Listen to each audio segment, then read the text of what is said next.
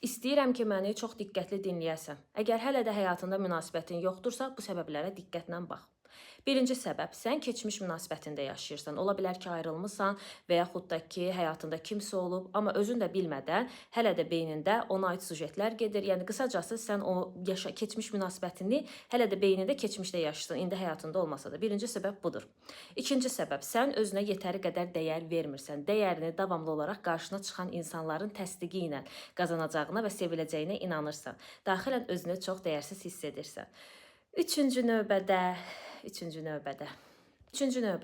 sən hansısa valideynindən tam şəkildə separasiya olunmamısan. Ola bilər ki, anana və atana görə, anana və atanın duyğularına görə və yaxud da özünü onlara görə günahkar, sevgisiz və yaxud da ki, hansısa bir duyğu alış-verişi var ki, hələ də alıb bitirə bilməmsən. Qısacası, şuuraltı mexanizmdə mama uşağı, papa uşağı kimi qalmısan. Yəni, yetkin versən tam şəkildə böyüməyib.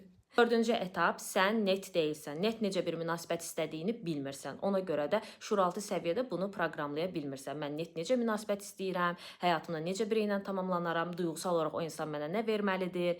Davamlı olaraq ehtiyat səviyyəsinə yönəlirsən.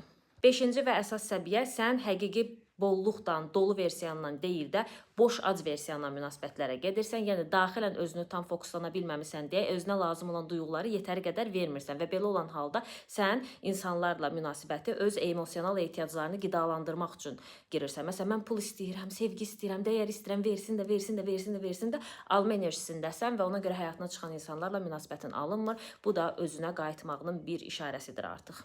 Və ən əsaslarından biri isə məsuliyyət götürmək məsələsi. Yəni, içindəki balaca uşaq hələ böyüməyib, yetişkin versiyan o balaca uşağın məsuliyyətini üstələməyib, hələ də özünə şuuraltı olaraq, bayaq dediyim kimi, ana vatanı axtarmaqla məşğuldur. Ona görə münasibət axtarmaqdan çox hansısa münasibətdə ata və ya ana modelini axtarırsan, balaca uşağın böyüməyə sanki ehtiyacı var. Amma sən başa düşmürsən ki, artıq sən uşaq deyilsən, sən yetkin şəxssən, məsuliyyət sənindir, necə bir münasibət istədiyini seçə bilərsən və proqramlaya bilərsən. Bunlardan əlavə sənə deyəcəklərim var. Sən düşünmə ki, bu həyatda sənə aid bir insan yoxdur. Hər kəs uyğun, hər kəs var.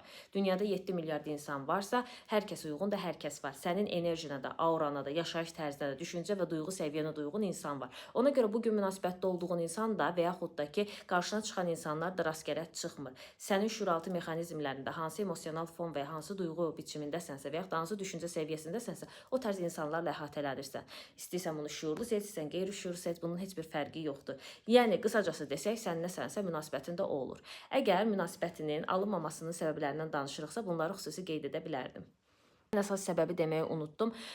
Sənin inancların var. Ola bilər ki, münasibətlərlə bağlı inancların var, evliliklə bağlı inancların var və yaxud da ki, kişi və qadınlarla bağlı inancların var. Məsələn, kişilər, məsəl üçün tutalım ki, nankordur, nə bilim, qızlar ancaq pulu istəyir, evlilik bədbəxtlikdir, hər evlənənlər boşanır və s. tipli, yəni bu tərz inancların var. Əgər sən də bunlardan yaşayan birisənsə, prosesi uzatmamağı və vaxtında terapevtik dəstək götürməyi tövsiyə edərdim. Bu video sənə faydalı oldusa, məni takib etməyi, yorum yazmağı unutma, sevgi ilə qal.